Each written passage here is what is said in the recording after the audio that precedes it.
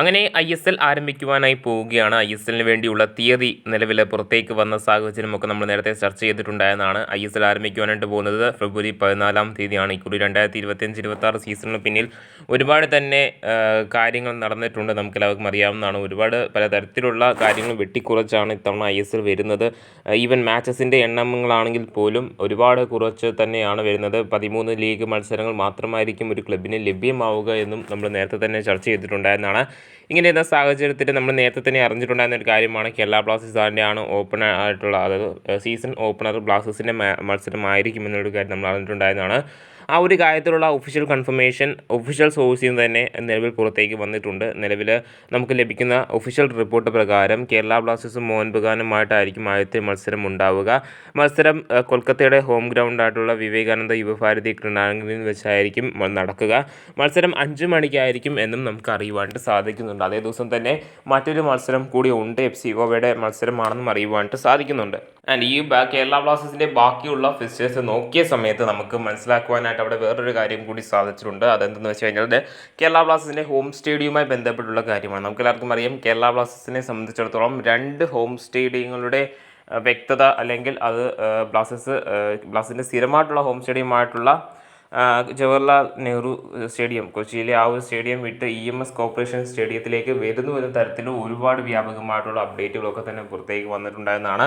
എന്നാൽ ആ ഒരു സ്റ്റേഡിയത്തിൻ്റെ പണി പൂർത്തിയാവാത്ത, അല്ലെങ്കിൽ പണിയുമായി ബന്ധപ്പെട്ടുള്ള കാര്യങ്ങൾ ബാക്കി നിൽക്കുന്ന സാഹചര്യത്തിൽ 2 സ്റ്റേഡിയത്തിനും അത്യാവശ്യം നല്ല രീതിയിൽ തന്നെ പണികൾ നടന്നുകൊണ്ടിരിക്കുകയായിരുന്നു. അതായത് EMS സ്റ്റേഡിയത്തിന് സൂപ്പർ ലീഗ് കേരളയൊക്കെ നടന്ന സാഹചര്യമായിരുന്നു. പക്ഷേ ഈ ഒരു കലൂർ സ്റ്റേഡിയത്തിലേക്ക് വരുമ്പോഴത്തേക്ക് സ്പോൺസറിൻ്റെ ഇടപെടൽ കാരണം, അതായത് മെസ്സിയുടെ വരവുമായി ബന്ധപ്പെട്ടുള്ള അനേകം പണികളൊക്കെ തന്നെ നടക്കുന്ന ഒരു സാഹചര്യമായിരുന്നു.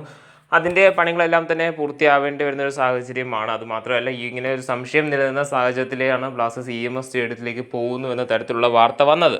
ഇങ്ങനെ ഒരു സംശയം നിലനിന്നിരുന്ന സാഹചര്യത്തിൽ ബ്ലാസ്റ്റേഴ്സ് EMS സ്റ്റേഡിയത്തിലേക്ക് പോകുന്നു എന്ന ചർച്ചകൾ നടന്നുവെങ്കിൽ പോലും നിലവിൽ വന്നിട്ടുള്ള ഒഫീഷ്യൽ ഫിക്സ്ചർ പ്രകാരം ബ്ലാസ്റ്റേഴ്സിൻ്റെ സ്റ്റേഡിയമായിട്ട് അതിലുള്ളത് കൊച്ചി ജവഹർലാൽ നെഹ്റു സ്റ്റേഡിയം തന്നെയാണ്.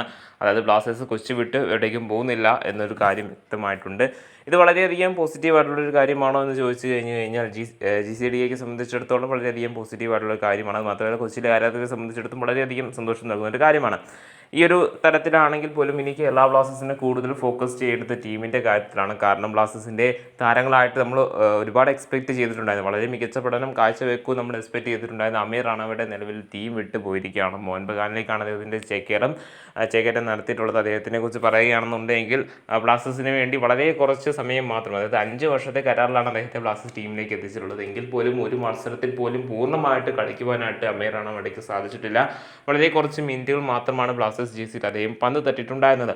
അമീർ റാണയുടെ നിലവിൽ ഈ ഒരു സീസൺ എൻഡിനേക്ക് വേണ്ടി മാത്രമാണ് അങ്ങോട്ട് പോയിട്ടുള്ളത്. ബ്ലാസ്റ്റേഴ്സിൻ്റെ ഫസ്റ്റ് ചോയ്സ് പ്ലെയർ ആയിട്ട് പോലും ബ്ലാസ്റ്റേഴ്സ് ആ താരത്തെ വിട്ടുകൊടുക്കാനായിട്ട് കാണിച്ച മനസ്സിനെക്കുറിച്ച് ഒരുപാട് വിമർശനങ്ങൾ തന്നെ നിലവിൽ പുറത്തേക്ക് വരുന്നുണ്ട്.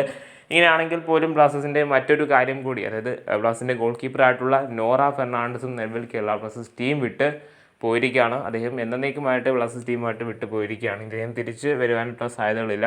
മറിച്ച് അമീർ റാണയുടെ ലോൺ അടിസ്ഥാനം പോലെയാണ് പോയിട്ടുള്ളത്. അതായത് അദ്ദേഹത്തിന് ഈ ഒരു സീസൺ കഴിയുമ്പോഴത്തേക്കും ബ്ലാസ്റ്റേഴ്സിൽ തിരിച്ചെത്തുന്നതായിരിക്കും.